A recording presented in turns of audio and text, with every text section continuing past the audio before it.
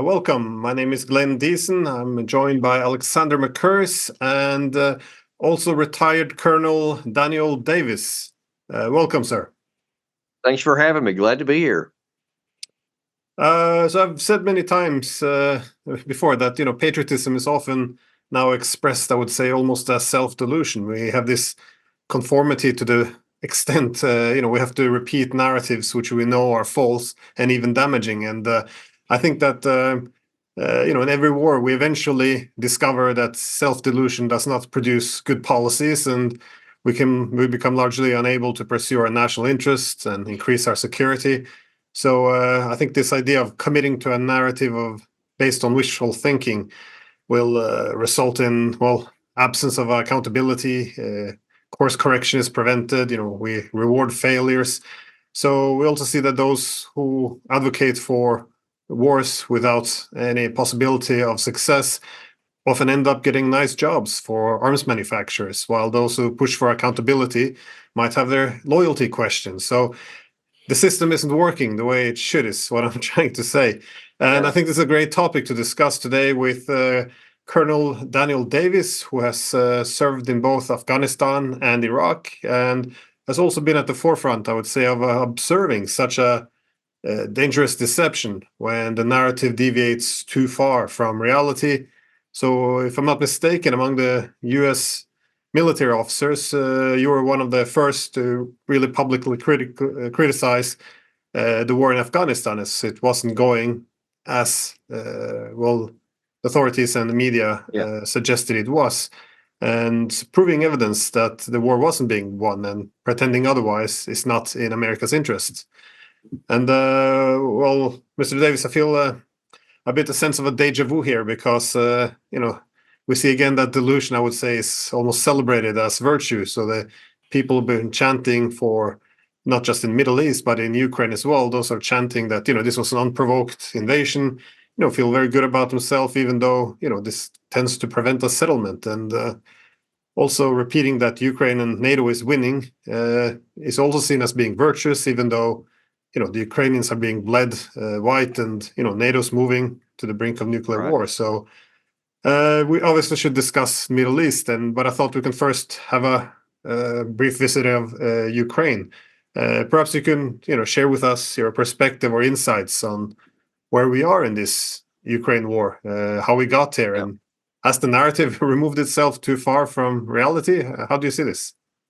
Yeah, the narrative has never been based on reality, in my view. I was arguing for at least 6 months before the war started that we should not have this war, that we should avoid it, because it can't be won, and that there were many off ramps that were available. On the day that the war started, I again advocated that we need to get this cut off as quickly as possible, find a negotiated settlement that the two sides could at least live with, as nobody was going to get a good deal back then. And of course, that was laughed off the scenes. I remember infamously once I was on CNN in the early hours of the war, and although they didn't realize it, there was an ambassador that was following me, and I was still on the air. I could still hear my earpiece, and the anchor came on with him, and they just said, "Who is that Lieutenant Colonel? That's crazy. We should definitely not, have a negotiated settlement now. We need to keep pressing." And I'm just thinking, how many thousands, tens of thousands of men have died because no one was willing to do that? And then, of course, as a lot of people talk about in March and April of 2022, barely a month and a half into the war, there was a basic outline for a negotiated settlement that both sides tentatively agreed to, and the war could have ended then, and they sabotaged it and continued to go with the myth. Now, what ironically, positively happened on the battlefield for Ukraine, perversely probably has condemned it to even much more significant destruction, and that's they had the Russian army bogged down because they way overestimated their capacity, way underestimated the Ukrainian capacity on their initial invasion. It bogged down, and then Ukraine had a big success in the Kharkiv region and in the Kherson region, which made a lot of people think, Ukraine can win and Russia can be defeated. But it never was the case. Militarily speaking, if you take the emotion out of it, the reasons why Ukraine succeeded in both of those cases made sense. It was understandable, it was logical,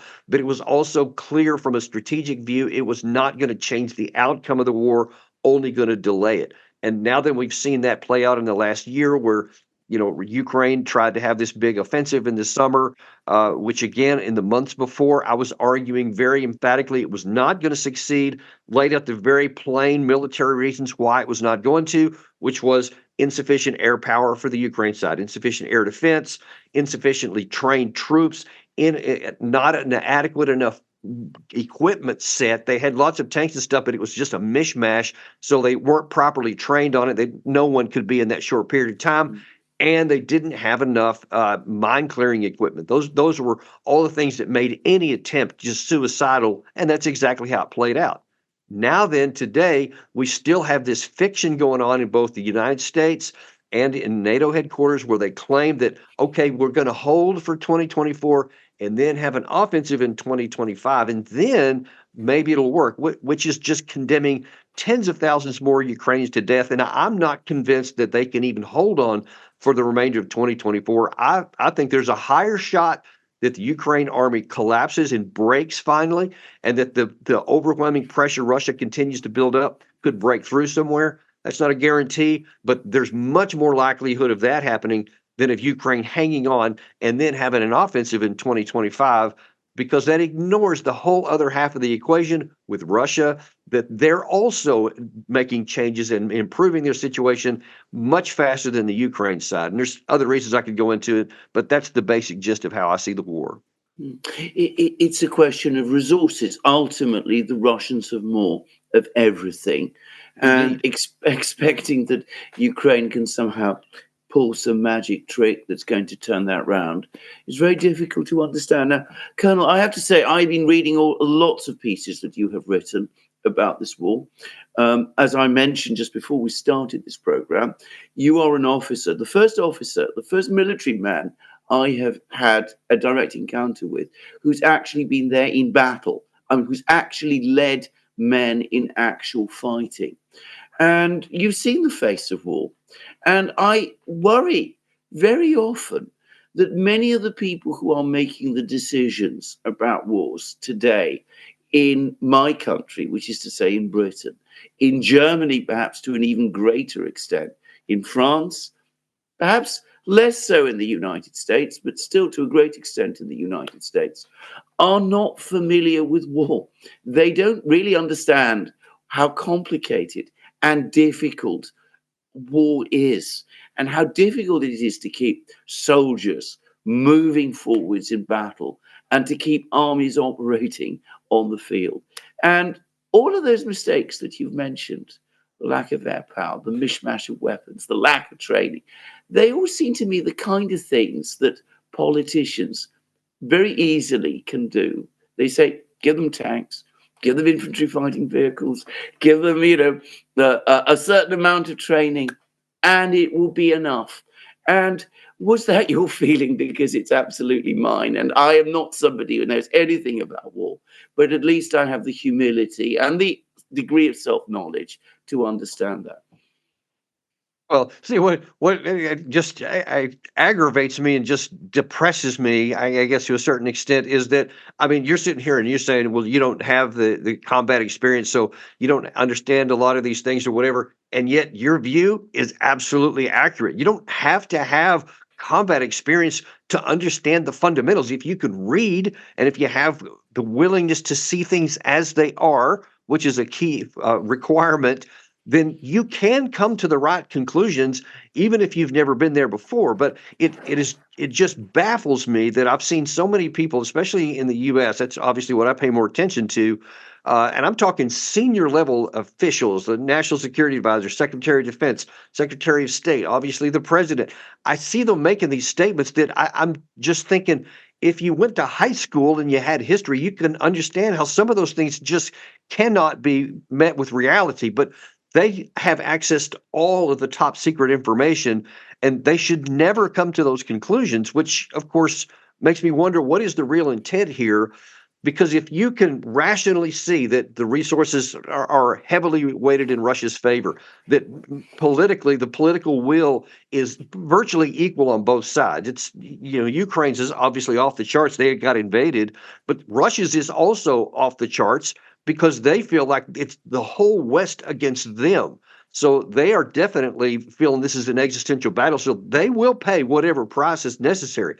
If the political will is equal and the resources are not, they're heavily weighted in one favor, then it's suicidal to continue to tell the side that's on the lower side, and I mean way on the lower side, that it can continue to pursue a military strategy to achieve victory that is just not in the cards, and there's no rational path to get there, and yet we still support it.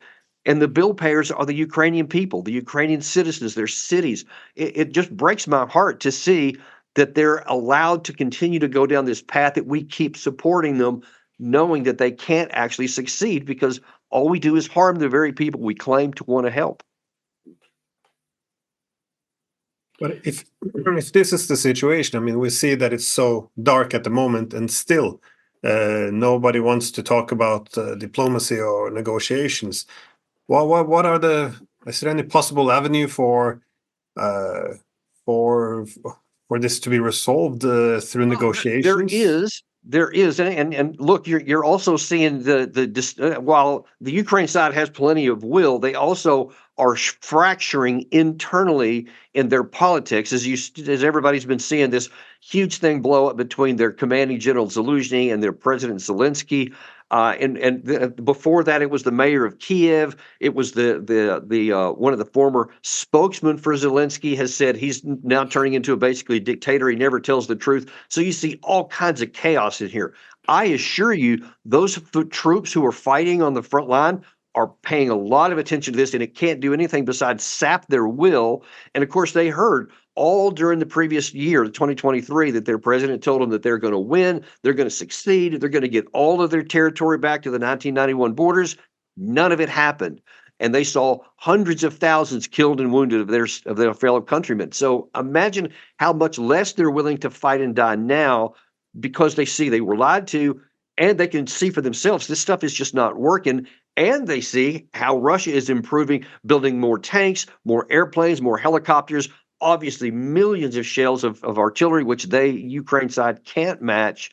So if you can see those realities, then those are just truths. Those aren't opinions. That's the reality on the ground. So the question would be, why can't Ukraine do what is necessary and acknowledge the truth that they can't attain the political outcome they want? So let's take a negotiated outcome that we can possibly get. And look, the longer they wait, the less Moscow is willing to listen to them. Because if it keeps going on, because Moscow sees this too, they know the thing could have been over in April of 2022. And now that here we're rolling in toward the 2-year anniversary of that date even. So they're a lot less likely to want to give accommodating outcomes short of their maximalist objectives, which are probably all of the Donbass and a neutral rump Ukraine. They don't want to capture all of it. And let me just point out here, there's this fiction I hear all the time in the United States about why we have to keep supporting Ukraine is because if Russia wins here, they'll keep rolling west into NATO, and all of a sudden all these Western countries will fall. That is sheer nonsense. There is this much, zero possibility of that. It doesn't matter if Putin wanted to. He doesn't have the capacity to. And you don't have to look any further than a map of Ukraine right now that after nearly 2 full years of war, they have one little like banana-shaped rump of the side of Ukraine, and that's all they've been able to capture. The idea that suddenly they're going to be able to beat NATO countries, a 32-member alliance, is just insanity. It's irrational. It's illogical to the extreme, and yet that's what some of our leaders are expecting people to believe. So there is a negotiated settlement that could be had. It's already not going to be good from Ukraine's side, but it can succeed if they're willing to do it. So far, they haven't been. If the Ukrainians won't do it, why don't we? And I say we, I mean people like us in the West, Britain, the United States even more, Europe. What do we gain by prolonging the war, which Ukraine is going to lose. This is something I could come up with all kinds of explanations for it, but they're just explanations. There is no reason that I can see why it is certainly in the interests of the United States to continue supporting and prolonging a losing war when defeat is going to be even greater than if we negotiated now. Uh, you worked in the Pentagon, you've worked with US military people. Surely they can see this. Is it that the politicians are not listening? Is it that there's, a group of people in Washington, in the White House and the National Security Council? Well, I'm not asking you to identify specific people, but I mean, what is this inability, especially in Washington, to understand this? Yeah, in my view, there are three things at play here. Number one is arrogance and hubris. Is that we think we can do anything we want to. We think, as Biden infamously said in, I think it was October, when asked on a 60 Minutes program, can the United States help Ukraine and Israel at the same time because of the significant requirements that each have? And Biden looked at him like, hey, we're the greatest power in the world, in the history of the world. Well, of course we can do it. He has this mentality that, yeah, if we want to, we can do anything and there are no limits, which is nonsense. And it's absurd. There are limits. Even a global superpower has constraints on what it can do and what it can't do. It doesn't matter what you want to do. It only matters what you can do. And we can't do all the things that he's asking. That's the first problem. The second problem is that there are people who are saying, yeah, I recognize that we're not going to win, but I'm okay if we keep fighting because that makes Russia weaker. The view is the longer that Russia keeps fighting, the more Russian troops will get killed, the more their stuff gets blown up, and it'll drag out for a long time. Some people are even saying they know that Ukraine is eventually going to lose, but they're even okay with that too, because then they'll just transition into a counterinsurgency fight and they'll fight a guerrilla warfare, which will again, maybe take into years. If Russia tries to occupy these territories, it'll be a nonstop, just like another Afghanistan for them, their version in the 80s, where they had to pay a larger price, and they think that it would be fine. The immoral view of that is that, hey, it ain't my people that are dying. It's not my country that's sucking in. We can keep throwing a bunch of missiles and some number of dollars indefinitely if it hurts Russia.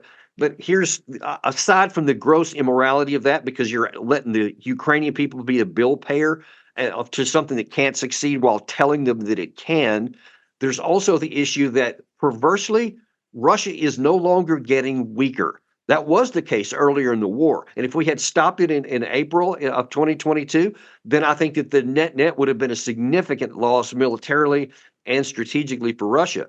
But because we didn't stop it then, now Russia has recovered for a lot of that economically and militarily. Now then they have developed entire new categories of weapon systems.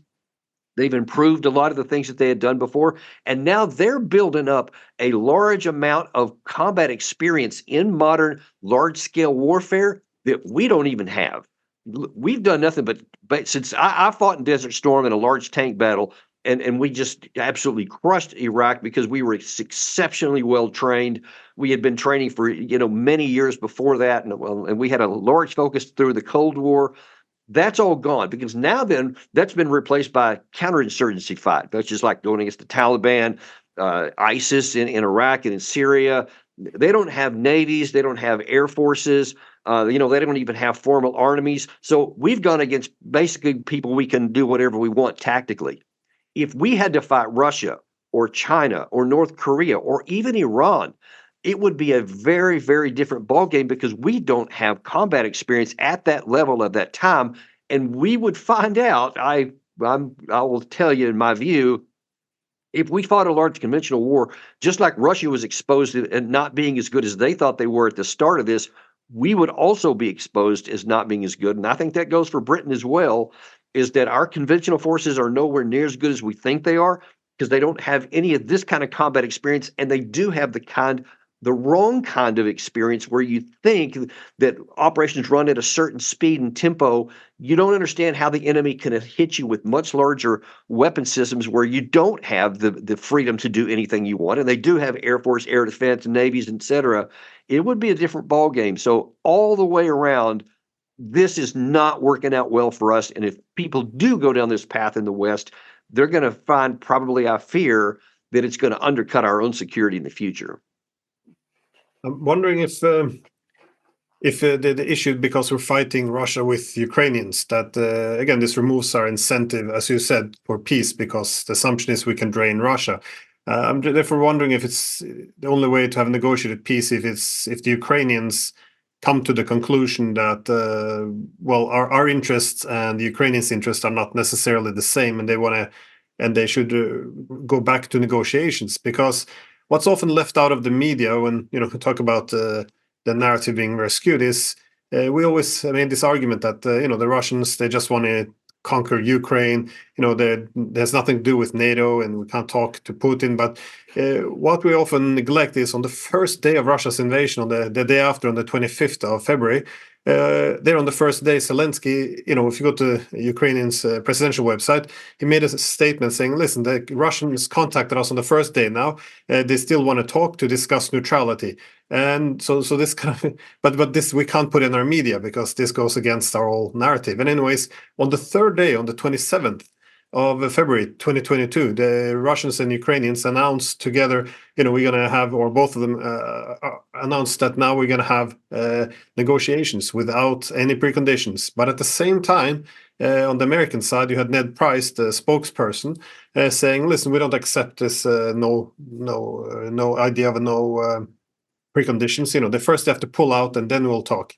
And I think this is when this logic began. That why would we have any incentives for negotiations? Because there's Ukrainians who will do the dying. And I think now, after 2 years, at some point, the Ukrainians must be seeing that if they can't win and they keep throwing them at the front lines, and the only logic is, as NATO Secretary General Stoltenberg recently said in the US, well, we're killing a lot of Russians here. They're being weakened. It's good for American arms industry. Let's continue. I mean, this is not a great pitch for the Ukrainian in the trench who's now, being slaughtered. So do you see any possibility of the Ukrainians seeking to negotiate with Moscow on its own? Because I always thought it was Washington that to talk with Moscow, but I'm starting to think it has to be Kiev. And so far, it's been basically both the U.S. and the Ukrainian leadership have been absolutely adamant about not doing any kind of negotiations, at least since that Istanbul meeting in March and April of 2022 collapsed. And the Ukrainian people themselves, at least a good portion of them, especially in the East, absolutely despise and hate Russians with a white hot intensity, which has only, of course, been fueled by the fact that their country has been attacked and now invaded for 2 years. And who's to blame them for that? I certainly wouldn't have any positive views towards a country that invaded my country. But at some point, one would imagine that the people will finally recognize, well, resistance is not only futile, but it's counterproductive, because the more we fight, the more we die, the more territory we lose. This can't go on. But so far, Zelensky has not been willing to do that. He just keeps on with the fiction that, no, we're going to turn things around. We need just a little more time, a little more ammunition, and a few more men. I mean, that's historically what people like to say if they can't acknowledge reality. Now, I've laid out here, you've seen just in your unemotional analysis that that's a fantasy. They're just not going to. There's no rational path to accomplish that objective. And one wonders how long the Ukrainian people will keep allowing Zelensky to order men into combat that can't succeed towards near certain death or dismemberment for their loved ones. And they're going to lose more territory.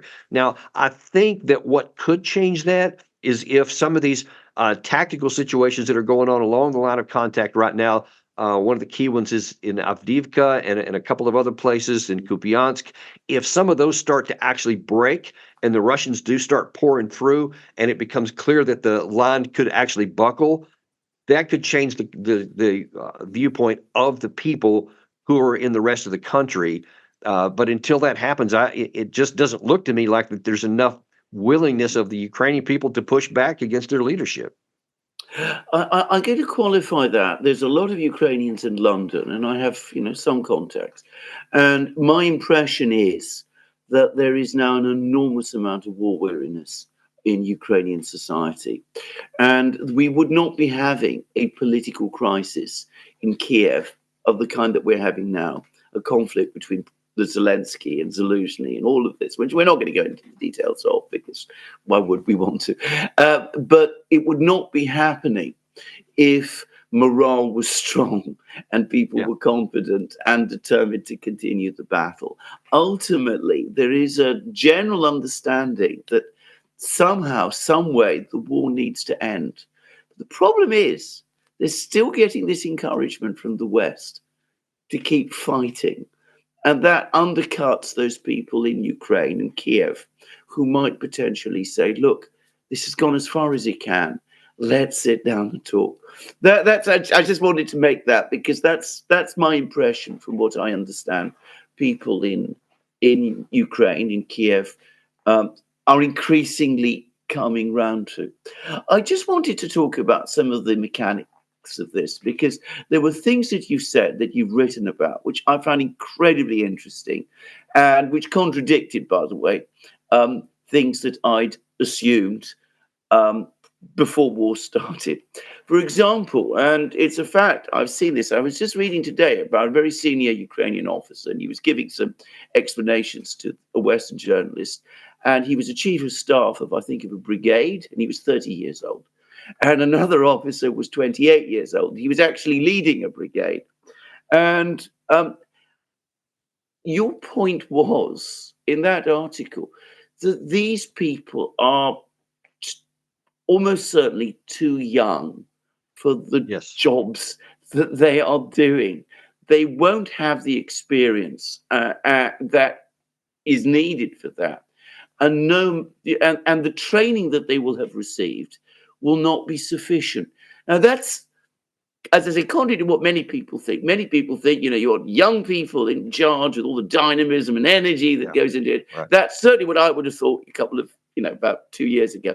Can you explain this a bit more? Because it also goes very well in, and I think it's a point which people need to remember. I remember you making this point before the offensive about the fact that your people in Desert Storm, I think it was called, whatever it was, the battle, which you won, how very well trained and experienced they were, and what a long time it took to bring people to that pitch where they can actually fight a battle.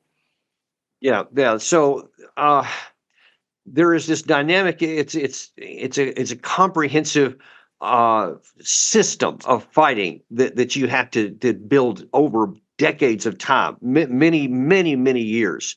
And that is that when you have a brigade, and we'll use that because that's directly correlated with what happened in Ukraine, you have you have your troops, which have anywhere from like 6 months of training to 2 or 3 years of time operating in their unit. So they've spent time as a tank crewman, as an anti-tank guided missile crew member, and they've learned how to fire their weapons. They've learned how to do all that. So that's kind of on the baseline. And then you have like your squad leaders, platoon sergeants, platoon leaders, the lower level officers who have 3 to 5 years of experience. So they have proper formal schooling.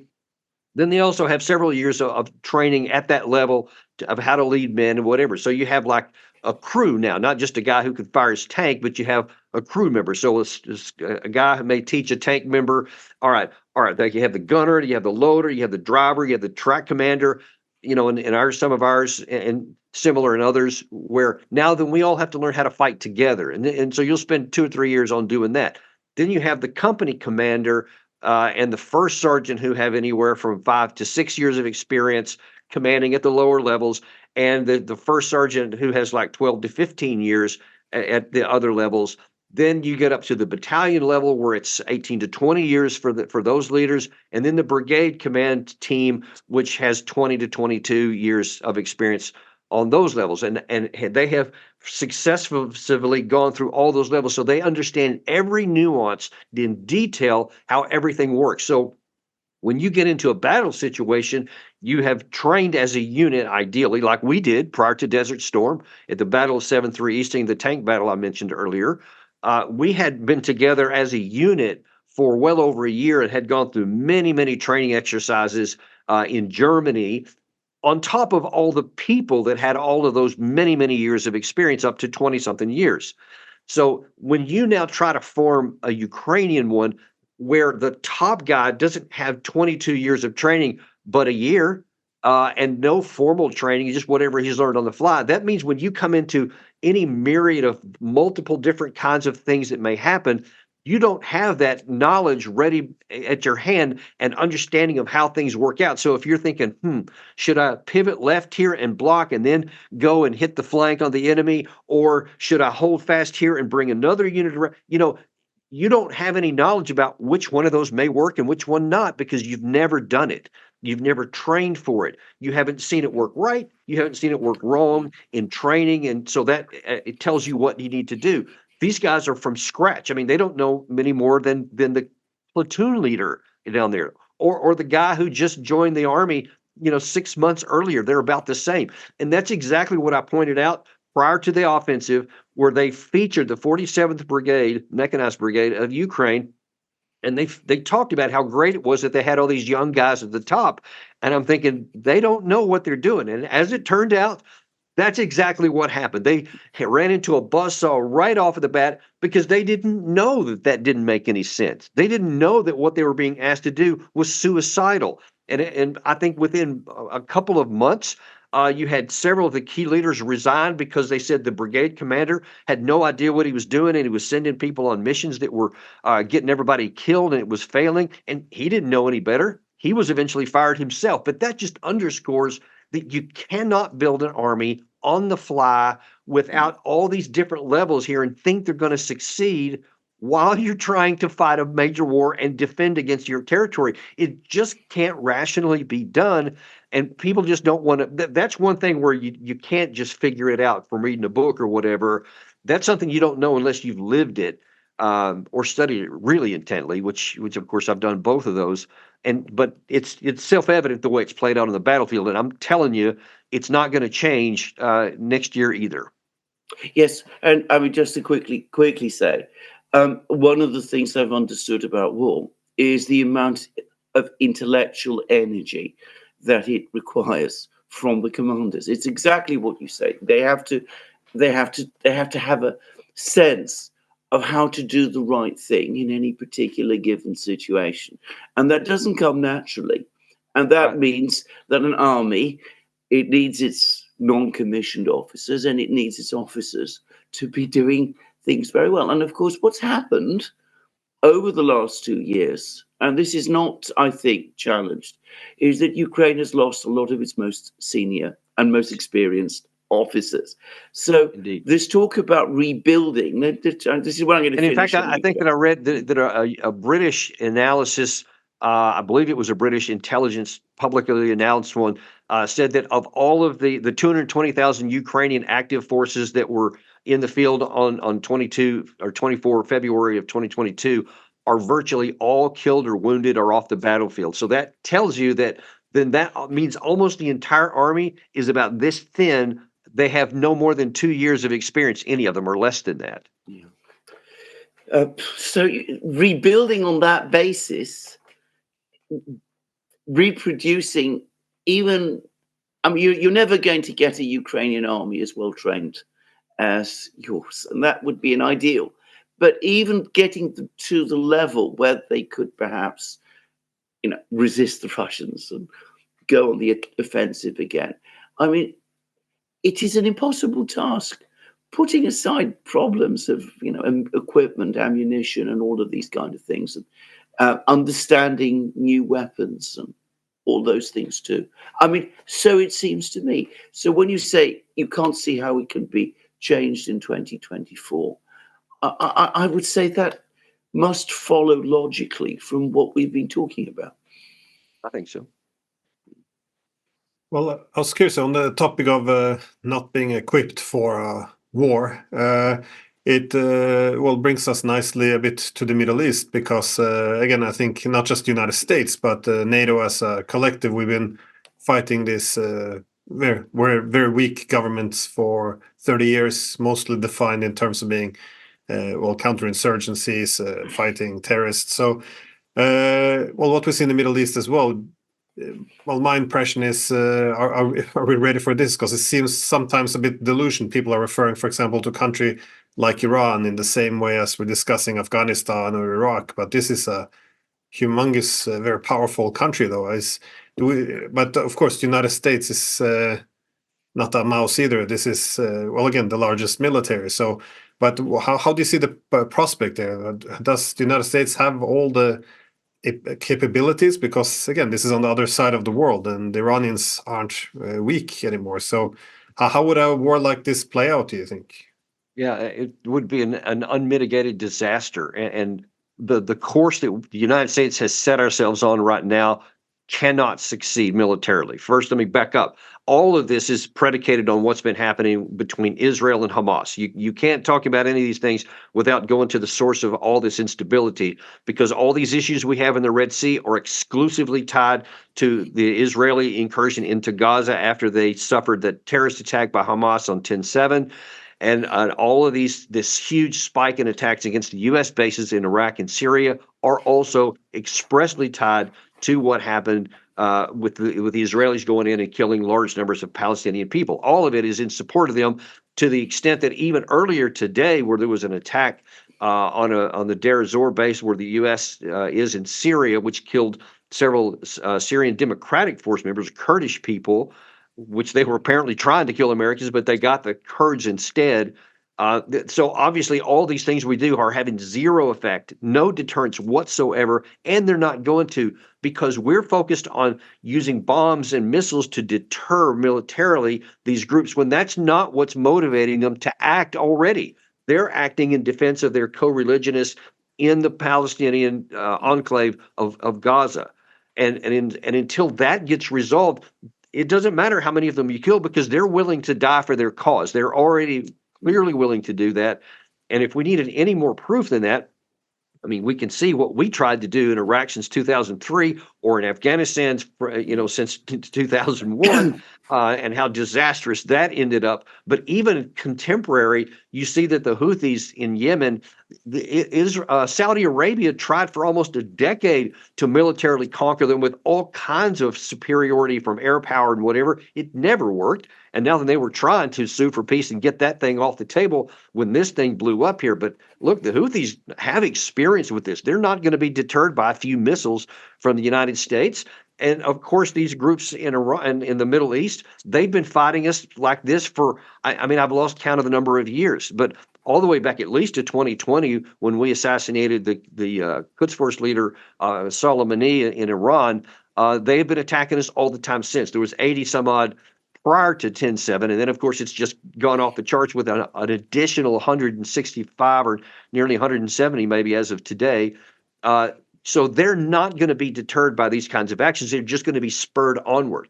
Now, so far, we haven't crossed that magic line into Iran proper, but there are major requests and demands by many of the I call them war firsters in America, that they've been lusting to go after Iran, and they're already saying, well, see, the deterrents aren't working. You got to go into Iran and then they'll be deterred, which of course is insane, because almost the only prospect that's going to have is that you're going to actually spur a large scale war, because if Iran retaliates like they almost certainly will and kills more Americans, now then what are you going to do? You're going to back down?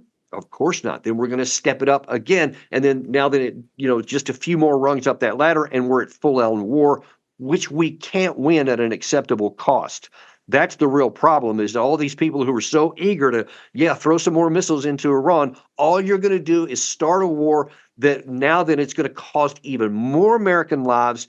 And look, we've given so many of these weapon systems to Ukraine over the last 2 years, and now plane loads of it almost daily, not almost daily, to Israel. We don't have enough to actually sustain combat over time. We would run out of these key materials before we ever would win, because Iran is not just going to lay down like these other groups aren't either. So this has the potential to be even more disastrous for American national interest than the situation in Russia and Ukraine. It's very frustrating because just to tell our viewers, you and I appeared together on a podcast where we were invited by David Sachs on Twitter X Remember that well. Spaces. And I remember you describing the problems an Israeli incursion into Israel would face. And they have the actual events, everything that has happened in Gaza. This is before the Israeli incursion into Gaza began. Everything that's happened since has followed exactly. It's tracked precisely what I remember you saying on that program, that there would be massive civilian casualties, that the Israelis would get bogged down into heavy street fighting, which they're not really prepared for or trained for, that the Israelis would suffer losses, that it would not be the walk in the park that many people were expecting. And this is absolutely correct. And yet, in spite of all of that, and I'm sure that you're not the only military officer who's pointing these facts out. In spite of that, we see this thing in Gaza continue. We're told it's going to go on for months, year even, so the Israeli government are telling us. And we have all of these people who are now telling us we must strike at Iran as well. And again, I am sure there must be people who are giving the advice and saying, look, please don't go there. And in the meantime, we get all of these strikes across the Middle East. Now, I mean, again, I assume that when militaries go to war, they have a plan. I mean, the people are supposed to have a plan. I am not able to understand what the military plan of this bombing campaign is. Now, perhaps there is one, but if there is, perhaps you can explain to me. I haven't found it, but maybe there is.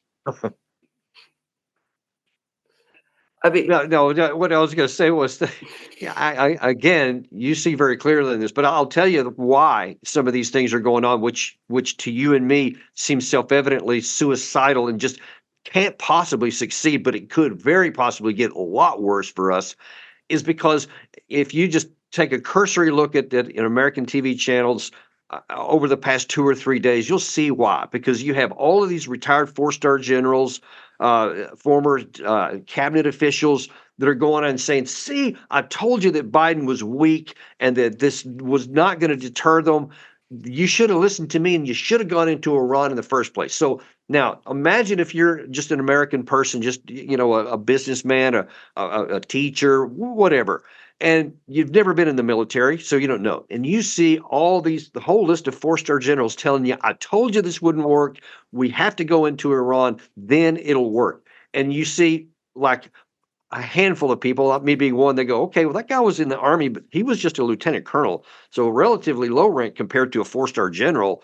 So if one guy's telling me that's going to be disastrous and another guy's telling me that that's what we need to do, then I guess he makes sense. So I'm going to listen to this guy. Now, if they don't actually look at the track record, because one of the worst is David Petraeus, who has been telling all kinds of things that were wrong for so long, to include the Ukrainian counteroffensive, where he famously went on BBC right before it started on I believe it was the 30th or 20th of May, something like that, of 2023, and said that the Russian army might actually collapse based on it. And they would probably get to the sea. And he laid out all these things, which was disastrously wrong. No one goes back to look at that video to find out how wrong he was.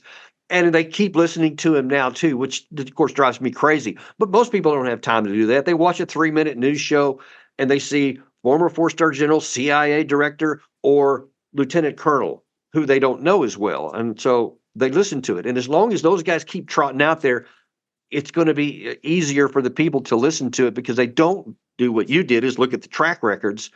And unfortunately, it will be until disaster strikes on us, then they'll start to look, when they see that it's actually costing us something and they were disastrously wrong. Unfortunately, I fear that that's what it'll take. And I remember Petraeus, not just in Ukraine, but Afghanistan. It is that's why I began this talk by pointing out it seems Yeah, then this 2012, little, I went out and I said, he's telling you that he's lying to you. It's yeah. not true. And of course, in by April of August of 2021, when that war disastrous collapsed, I thought people would finally go, I told you, this is what I told you. He was lying. And instead, they called on him to explain why it failed. So go This is figure. this is the accountability problem. I meant there seems to be a Indeed. tendency to reward failure if there is no accountability. But there's always this focus on being show that you're strong and to deter. But as you point out, when obviously the adversary is not going to be deterred when it's an issue of this importance, we end up escalating to this point. I'm just wondering, being we are where we are now, hopefully there won't be any direct attacks on Iran, but what are the US options at this point? Because on one hand, one's saying that there has to be retaliation because of all the strikes which continues on US bases in Syria and Iraq. However, the more the US continues to get more involved and strike, if it doesn't deter, it will likely do the opposite, just intensify this attack. So that's what I'm wondering, what are the options? Because you can't really put this together anymore, I think. Yeah. Even if the US would stop completely now, they would still go after the bases.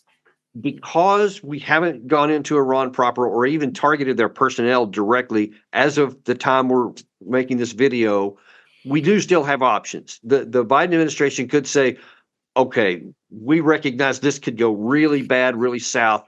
So we're going to change course here. We're going to withdraw our troops from this area here. We're going to put some pressure on Israel to actually change significantly how they conduct this operation and actually do intelligence-driven processes that focus on taking care of the civil population, just like the U.S., just like UK did. I observed it myself in Iraq and in Afghanistan. For all the mistakes we made on the ground, the U.S. and the U.K. armed forces did actually a really good job to try and genuinely limit civilian casualties. And Israel is doing none of those things, which is one of the reasons there's so much anger in the Middle East that's now being directed back against our assets.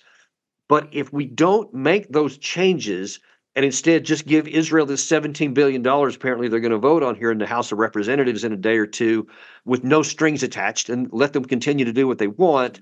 And if we don't withdraw our troops, then like the attack a few hours earlier, since before we made this video today, there were Syrian Democratic forces were killed on our base in Syria, which just could easily have been our troops. And if we keep going, will be more of our troops. And then the pressure to strike into Iran, I just don't know that Biden can resist it. If he had the power to resist it then he has the power now to not get to that point, to take the actions that could lower tensions and prevent war. That's possible as of now, but I don't see him having the leadership or the courage to stand up to the pressure, and I fear that's exactly where we're heading. It comes back to the point you were making earlier, which is about understanding that there are limits to what you can do. That there are limits. And of course, understand we don't. There are limits. Well, but of course, acknowledging that there are limits is the secret of power. You have it. It's how you exercise power intelligently, diplomatic, economic, and above all, military. You can't ask soldiers to do the impossible, however well trained and well equipped they are. Indeed. Yeah, I couldn't have said it better myself. That's exactly right. And just imagine if you use that mentality and you had wise policy that's based on an accurate understanding of your power, your limits to power, and what you can and can't accomplish, then we could cut off this disaster right now. We could nip it in the bud and say, all right, we're not going to get any worse than that. We're just going to cauterize the wound. And then after a while, it'll get better. I'm sure Iran would, and some of these groups would crow about how, they drove the Americans out or whatever, and they would. And for a while, they would be say, yay. And then what? Then another week or a month or 6 months would pass and everything is still the same. We still have the relative power over them, so they still can't go into other areas, or they face our attacks. And our troops aren't vulnerable, so they can't even reach them anymore. Now then they're limited. while as we still have full power and we're not in a war. That's what I'm looking 6 months from now, from what I recommended we do. We're in a much, much stronger position. But if we don't listen to what I said and Biden does what I fear he's going to, 6 months from now, we could be in a catastrophic war that we can't win. My great fear is that we always seem to go for these PR victories, and while ignoring realities on the ground. Like in contrast, I think that's what the Russians did right, because when they decided to cede territory in Kharkov, as you mentioned, and in Kherson, the main idea was, you know, when they abandoned Kherson City on their choice, they didn't try to hold a bad position. They said, you know what, we're just going to cut that off. That made incredible sense. And even though they did suffer a PR loss at the time, and Zelensky went there a few days later with his flag and cameras, and everybody says, yay, we drove them out. And then what? Russia saved 40,000 troops. They didn't have to fight a battle that they would then lose. And now then those troops were available to go elsewhere, and they lost no more territory after that. But we're not willing to follow that sample, it doesn't look like. No, but that's what I meant, because I think the concern is always the concern for PR losses. It's same as Afghanistan, the idea that, you know, our credibility will be diminished if we withdraw from Afghanistan. But as you point out, you know, some months pass and we forget and we move on to the next thing. So I'm just wondering if it would be better to take that, you know, temporary PR loss and then at least strengthen one's position, because I just don't see how this can succeed at this point, though. Yeah, and look, I'm afraid I'm gonna have to leave here in just a minute, but let me just leave you with this, because directly to your point there, a wise military commander can say, and boy, there's some great examples of this from World War II, which if we had more time I could go into, where some of the commanders said, all right, we're going to cede large tracts of land and we're going to give in some areas to the enemy so that we can strengthen other areas and achieve an operational victory. And a commander who's not willing to give anything anywhere, ergo Adolf Hitler, who was, you know, famously said, not 1 inch of territory anywhere, we're going to hold on to everything. And of course, that cost them everything because they couldn't do that. A wise general, a wise commander will say, we're going to give in here where we need to so that our strength can come to bear here. And the end result is a good thing for our country. Until we're willing to do that, going for PR victories, as you put it, we're going to suffer big time in the end. Well, I guess we have to round it up here. Alexander, do you have a final comment before? No, I just to say, Colonel Davis, thank you very much. I mean, it was what you just said reminds me of Frederick the Great. He once said, didn't he? He who defends everything defends nothing. Nothing. Well, exactly. Perfectly said.